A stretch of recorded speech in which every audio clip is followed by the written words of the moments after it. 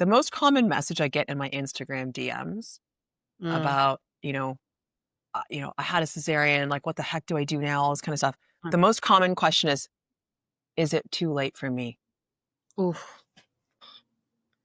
And it comes from people who are 2 weeks post cesarean, 2 months, 2 years, 2 decades.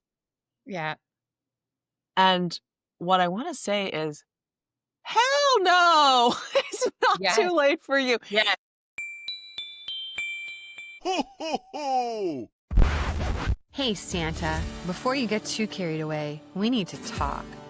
Yeah, because while you're up there with the cookies, moms are the ones making sure the magic actually happens. And let's be honest, who does all the work and who gets all the credit? This year, it's time for a little more for mom. We're hosting the More for Mom Summit, a free online event designed to help you ditch the stress and keep the joy of the season. Think of it as your 4-day reset. Practical tools, heart-centered support, and a community of moms who get it. Grab your free ticket at moreformomsummit.com because this year, mom gets to enjoy the magic too. Ho, ho, ho. This episode is brought to you by the More for Moms Summit. You can get your free ticket at www.moreformomsummit.com. We'll see you there. Yay. Okay. Super excited because today we're going to talk to someone that I really love that's helped me out a ton. She's going to share all about it. We are talking to Janette Yee, a perinatal athletic therapist who's on a mission to redefine what recovery after childbirth looks like. Bless you, honestly. After more than 20 years in the fitness rehab world, Janette has become the leading voice in C-section recovery and perinatal health, and her passion for helping moms heal fully is contagious. I have goosebumps because it's helped me so much. We will talk about it. She's joining us today to talk about her journey, what inspired her to build her groundbreaking programs, and what moms really need to know about recovery. Because as Janette says, healing fully after birth is a right, not a privilege. I love that. It just is. Before we dive in, I just want to remind everyone that if you want to hear Janette's full session, Recovering from Birth, Why Healing Fully is a Right, Not a Privilege, it is inside the More for Mom Summit, which is happening November 12th through 14th. It's free to attend, and you do not want to miss Janette. All you need to do is go to moreformomsummit.com to grab your free ticket. So Janette, welcome. It's so good to see you. Oh, gosh, First of all. thank you. Thank you, Shawna. You're welcome. I'm going to ask you all the questions for those of you listening. I know Janette personally, I know Janette professionally, so we'll touch. You can welcome to ask me anything back or share anything about my experience. I personally cannot sing your praises enough, but we'll do our best to stick to the script. Yes. Thank you, friend. Janette, can you take us back to when your journey in perinatal recovery began? What opened your eyes to the gaps in postpartum care? I was thinking about how to answer this because there is the answer for Janette as the athletic therapist, right? As the student, as the one who just came out of school, the one who's doing all the things and really trying to make a difference. And then I thought about answering it as like Janette the mom. So I want to answer it as the professional first, because I think that highlights the gap so super clearly. And for all your listeners here, my goodness, I think everybody will just nod. And I'm not going to use the word gaslit, but kind of it was like that was the whole situation. So Yes. So here's the thing, like specifically C-section care. So to be fully transparent, I'm a vaginal birth mom of 2, no Love. C-sections. Okay. So a lot of folks who work with me like, well, why are you even talking about C-sections? Well, because the fact is this, when I came out of athletic therapy school and like, I'm not even going to tell you, it was over 20 years ago. I worked specifically with sports teams. And that's what we're trained to do. You're going to be on the sidelines, working with teams in the clinic, helping athletes stay healthy or rehabilitate them to get back into elite sport performance. And for me, my love was working with the Ontario and the Canadian women's rugby teams. I played rugby myself for 15 years. So this was my passion. And listen, people got injured left, right, and center. It was a therapist's dream. But, we saw all kinds of injuries, but certainly after my athletes retired from the sport and started their own families, Mm. and they were asking me, hey, Janette, so it was no longer, hey, how do I rehabilitate my, ACL reconstruction surgery so I can play against Scotland in 2 months' time? It's, Janette, I'm pregnant. Can I still deadlift at 300 pounds? Yeah. And back in the early 2000s, like, there was no research about that. We didn't even talk about pregnancy in school, which was Yeah. ridiculous because Yeah. it's the biggest sport. Pregnancy is the most hardcore sport Yes. that lasts for 9 And- months. And the majority of women Yeah. do it. Yeah, like so many people on this earth play this sport, right? Yeah. And there's no halftime. Like Yeah. rugby kicks your butt in 80 minutes, like 2 40-minute halves. I played rugby. Like I'm 125 pounds soaking wet. Every day, every time I played, I knew I'd get my ass handed to me. I would Yeah. rather play a full-on rugby tournament than be pregnant again because that is how hard pregnancy is. Yes. And so my athletes were like, can I do X, Y, Z? I don't know. Never learned it. No research about it. I could ask all my colleagues. Nobody really knew. Right. And then after they had their babies, same question. Janette, I want to get back to playing rugby. Like my vagina is dragging on the floor. This is not normal. What can I do? I'd be like, Yeah. oh my God, what? What are you even Yeah. talking about? Prolapse. Yeah. Like I never heard of the prolapse. What on earth is a diastasis? And these are standard things that happen to women after pregnancy and giving birth, whether Right. it's vaginal or C-section. But truly the thing that really drove me home into C-section care was a good friend of mine. When I came out of school, my first job that I really, really loved was being a personal trainer. Mm. I was a personal trainer for 3 years at an amazing gym downtown Toronto with a lot of, young trainers like myself at the time. And one of my friends got pregnant. She was a track and field athlete for Canada. Ooh. And her pregnancy was like amazing. And she was just lifting all kinds of crazy weights in the gym throughout the whole thing. And it was amazing to see. And then I'm sure some of your listeners can relate to this. Strong pregnancy, trained through the whole thing. Vaginal birth was like never not the option in their heads. Right. And then it ended in an emergency cesarean. Mm. And she was devastated.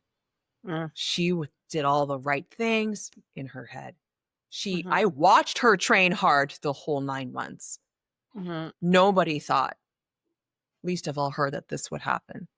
Mm. So first time mom, brand new, baby, had no idea what the heck to do. As it turned out, her partner really wasn't all that helpful, unfortunately, and major abdominal surgery. Mhm. She goes to me, Janette, she's in tears. What am I to do now? How am I getting back to running? Shawna, I had no idea. As a friend and as a professional, all I could say was, hey, I'm deferring to your physician because we never learned about this in school. And I don't know any of the research. I don't know. She's like, I will do anything. Help me. I was like, I don't know. And what her doctor said was this: do nothing for the first 6 weeks. Lift nothing heavier than your baby. Come back for your 6-week appointment and we'll see if you're all good. You tell a national level athlete to do nothing for 6 weeks. You tell anybody to do nothing for 6 weeks. But for someone who moves for a job, but also her like hobby, that itself was psychologically so tough. And I witnessed this as a new therapist and I couldn't help. And of course, at the 6-week checkup, her doctor looks at her baby, doesn't look at her. Yes. Doesn't look at her incision, doesn't touch it, doesn't nothing, and decides that she's healed. This is the messaging she got anyway, right? You're healed. Go back to your regular daily life. You're fine. Yeah. And Shawna's nodding here. I know you're all listening and you can't see what Shawna's doing. She's like, oh my God, I hear this. She's like shaking her head. She's like so angry because what this physician did not ask my friend was, what do you do every day? Yes. How do you use your body? Well, I'm a national level sprinter. I'm a personal trainer. Didn't ask her once. So what did she do? Gave the baby to her partner right after that appointment, got on her running shoes and went for an easy 5-kilometer run. Not even halfway through, she ruptured the incision. Because she's a sprinter. Yeah. And she basically had to crawl home and go to emerge. Yeah. In that moment, when I found out that this had happened to her, I felt like a complete and utter failure as a friend, as a therapist, as any kind of healthcare provider. How could my advice cause this? Is how I felt, whether or not it was true. And that really made me think, oh my Lord, is this happening to anybody else? Oh, it happens so frequently. Sorry to interrupt you. One of my best girlfriends is a fire captain. Okay. And I had my incision open just a little, like it just was a little.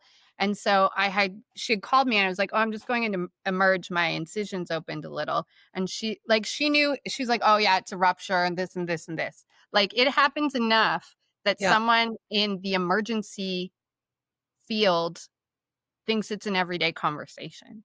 Yeah. Oh, this not is even shocked. Yeah. Yeah. Meanwhile, you're like, what the hell? What is happening to my body? Yeah. Nobody told me about this. I'm bleeding out. Oh my God, I'm not okay. What do I do? Yeah. Crazy. Hi, everyone. Get your bingo card in the Summit Village and cross off the word Holly. You're not sure what I'm talking about? Well, join us at moreformomsummit.com and join us for some fun. See you there. And unfortunately, Shawna, like your story is last year. Yes. My friend's story was over 20 years ago. And unfortunately, this story happens still every day. Yeah. This is why I do what I do. It's not okay. This is not okay. Everybody deserves better. Not just women deserve better. This is not a good enough standard of care for me. Yeah. Well, and I think it's important to say that, and this is maybe controversial to say, appropriate care for women benefits everyone in the world. It's not just women, everyone in the world, right? Because look at the impact, not only on her physically, on her mentally, but also on her family, her ability to connect with her child, her ability to be, all of these things. It blows my mind. I was watching a podcast recently. Do you know Diary of a CEO? Yeah, I do. Okay. He had a roundtable conversation recently with people in women's health, talking predominantly about menopause as a conversation. But one of the things that came up that I found so upsetting was that it wasn't until 1993 that it was a requirement for scientific studies to be done also with women's health in mind. Mm-hmm. So when they look at like research, the majority of research that exists in the world, women are just treated like little men. They are. Instead of consider 100%. like, it's astounding.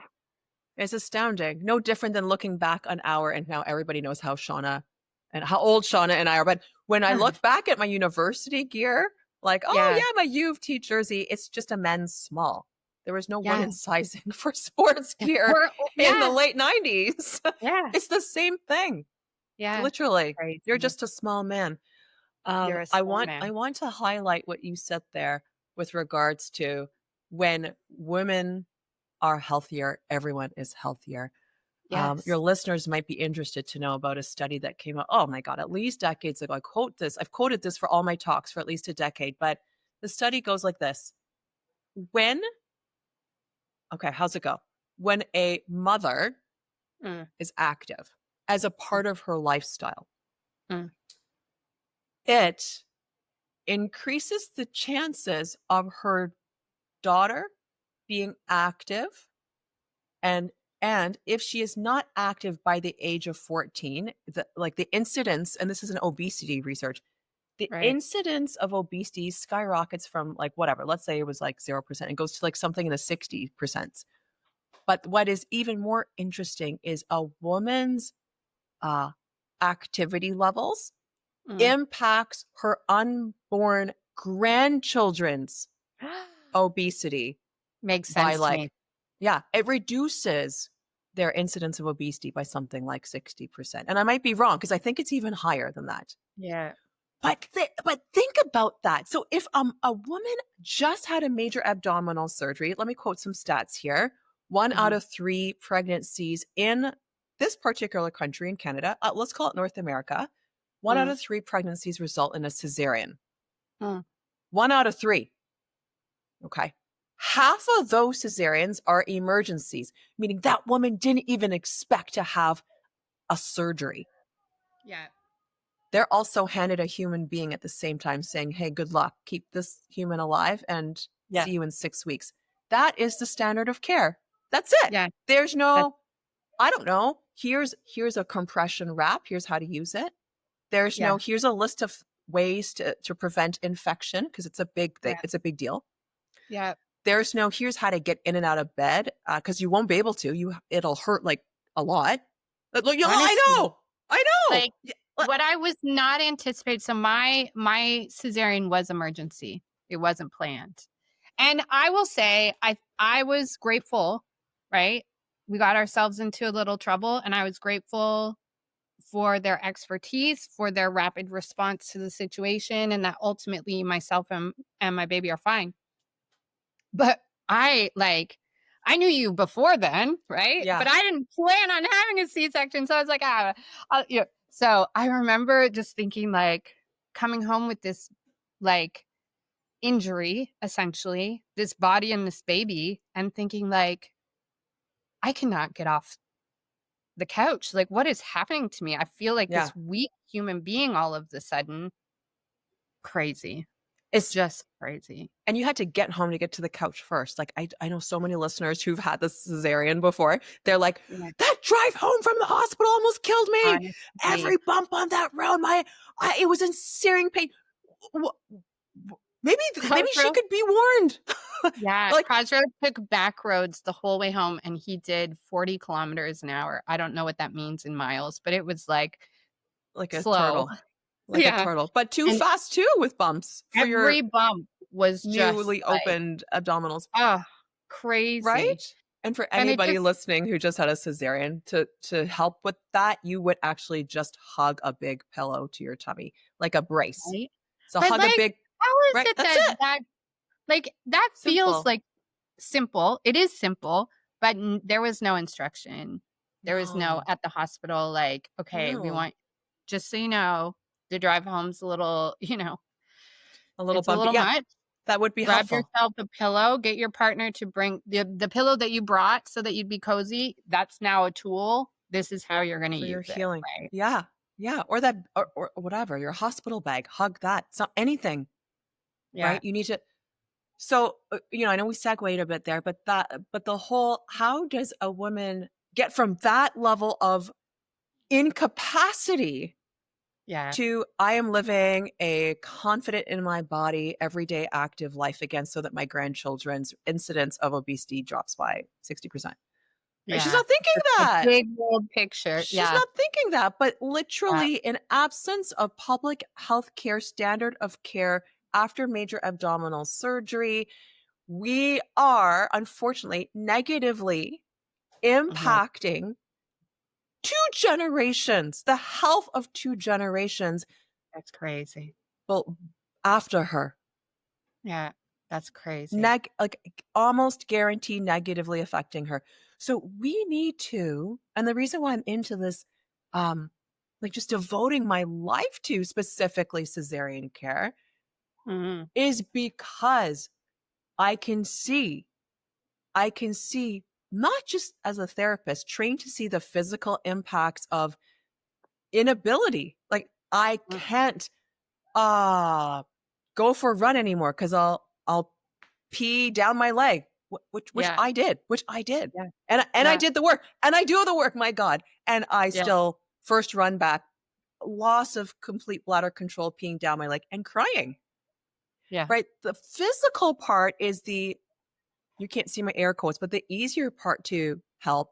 It's the psychological parts Yes. that it And that can be is carrying for a unmeasured impact. lifetime. It's Yeah. unmeasured. How can it be measured? Well, and Kara and I have done episodes because we're from the same family about the concept of intergenerational trauma and the reality that if you don't think that that's a real thing, then you've lived really a fabulous life. You know, great, good, yay for you.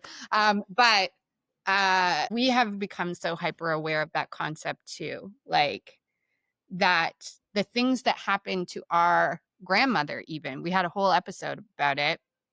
We can see how that plays out in our life today. And so Yeah. when you Oh, have an yeah. event that's so ubiquitous nowadays, like cesarean section, right? The impact of that is so far reaching on so many levels. And if there Immeasurable. is not appropriate care, I absolutely agree with you that it can be Immeasurable. um negatively impactful in ways that people don't even see. They don't even know that it's tied to the and PS, just for the world, um, neither myself or Janette are anti C-section.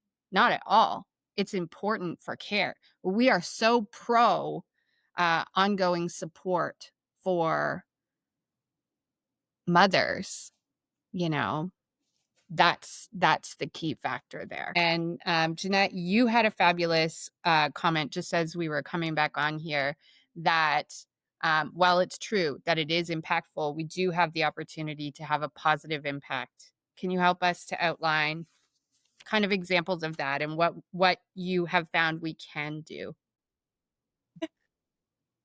The most common message I get in my Instagram DMs Mm, about, I had a cesarean, like, what the heck do I do now? All this kind of stuff. mm. The most common question is it too late for me? Oof. And it comes from people who are 2 weeks post cesarean, 2 months, 2 years, 2 decades. Yeah.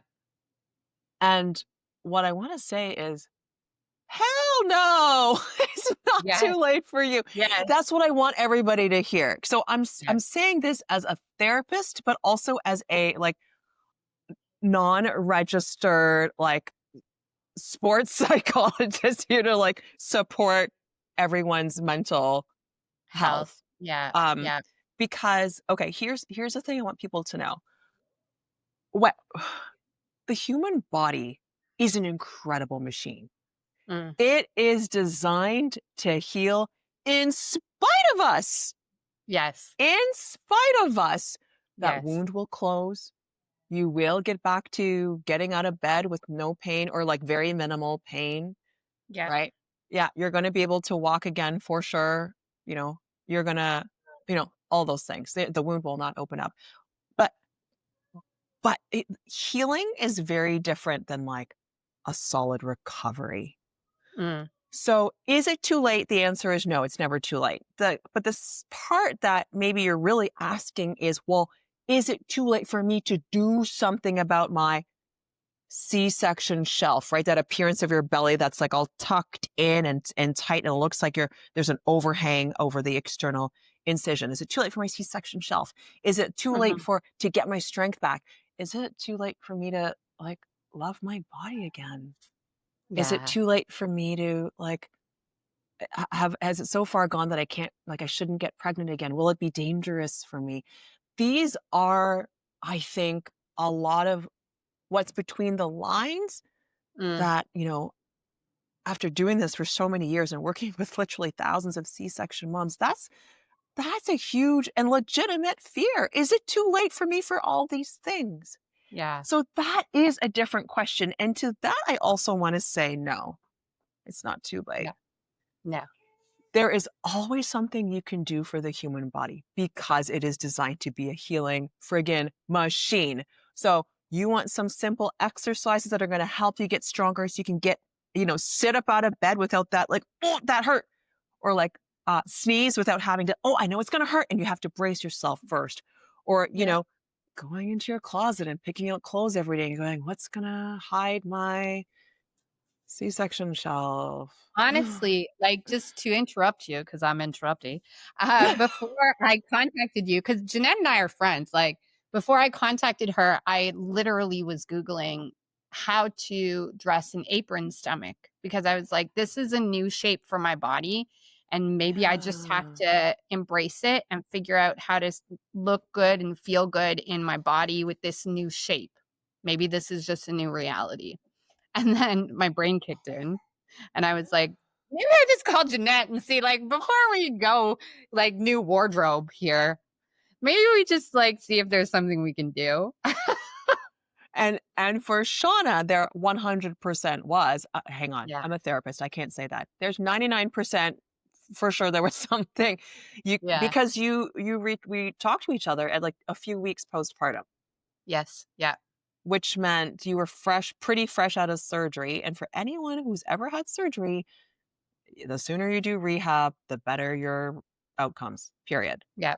Yeah. So yes, Shawna did the compression, did the exercises, did the scar massage in due time, worked through the whole program. And it's a very different situation now. A year, Yes. has it been a year? Has it been a year?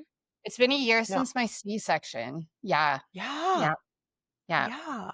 Crazy But pants. to think, that's crazy to me. That's amazing. That was so fast. But then there are moms who are looking at their bodies and years later going, oh shoot, I missed the boat. Yeah. And to that, I also want to say, but no, because there's a lot of different reasons for the appearance of your belly at this time. Some that can be changed with physical therapy interventions. Like Mhm. if you saw me one-on-one, Shawna, I'd be using tools, I'd be using my hands, but I taught you how to use yours. And it was Yeah. incredibly helpful, right? There Yeah. are exercises, there are, right? And then there are other reasons why someone's belly might look the way it does. That's outside of the realm of physical rehabilitation, like Yeah. hormones and stress. And are Yeah. you still nursing? And are you also going through perimenopause at the same time? Yes. Right. Yes. So, but still, I want folks to hear when I say it's never too late, it means, and this applies to literally everything in life, literally, this doesn't have to be your new normal. Yes. A lot of things in our lives don't have to be forever. There is Yes. usually something you can do. Right. Um, Yes. so I know when we do our summit talk, we'll be diving into exactly, well, what can we do? And like depending on Yes. the stage of healing, like what exercises, like when do we do what when? And I Yes. just want to inspire anyone who's listening. Cesarean recovery is actually, and like it sounds like so much, but it's actually quite straightforward. It's Yes. straightforward. It's a lot, but it's straightforward, Shawna. Like, would you agree?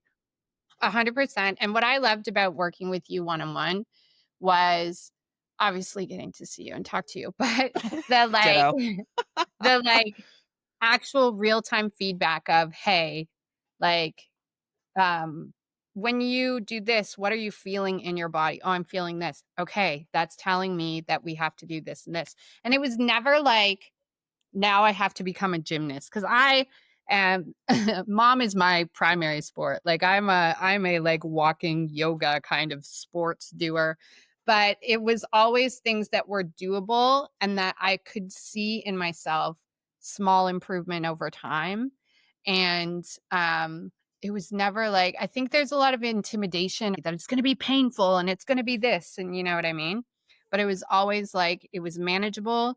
It felt constructive. If there was like any discomfort, it felt like constructive, not intense, like, oh, this is terrible feeling.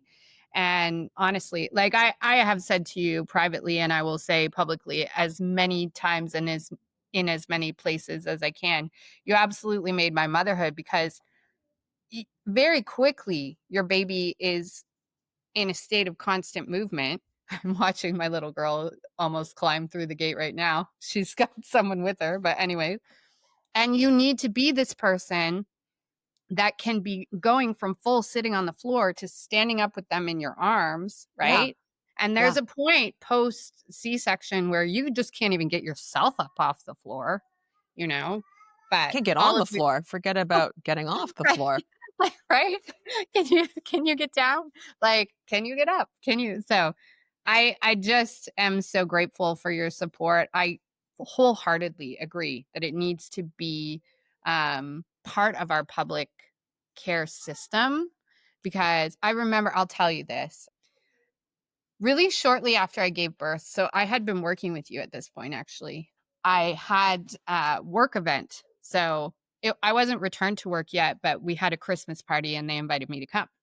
So my employers are really generous people, and they had this concept where we each got a name of an elderly person in the neighborhood and we went shopping for them, right? Their wish list. So here I am, and I'm shopping for this elderly person. It's Christmas, and there was this lady in the deodorant aisle. I'll never forget it. And she had a toddler with her, probably about 2, and she had like the teeniest baby with her, right? And she was trying to bend over to get something on the lowest shelf. And she was like obviously in pain. And she was trying to instruct her 2-year-old to get this thing off the shelf for her that she needed. And I said to her, like, I cried afterwards. I said, "Do you need help? What are you trying to get? Like, I can get it for you." And she's like, "Oh, I'm trying to get a deodorant for my husband. He only likes this one kind. It's on the lowest shelf." I said, "Okay, you tell me what you need and I'll get it." So I'm getting this for her. I said, "Your baby is beautiful." She said, "Yeah, I just had a C-section 4 days ago."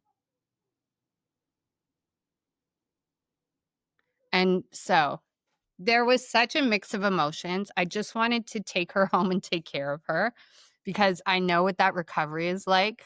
There was so much gratitude for my own experience, for the support of my partner, for the support of friends and professionals like you. And I just thought, like, the reality of so many moms is that's their experience, right? And I think it's devastating. So I tell you that to Oh, say, like, it's so important what you do. It's so positively impactful. I'm so grateful to have had your support.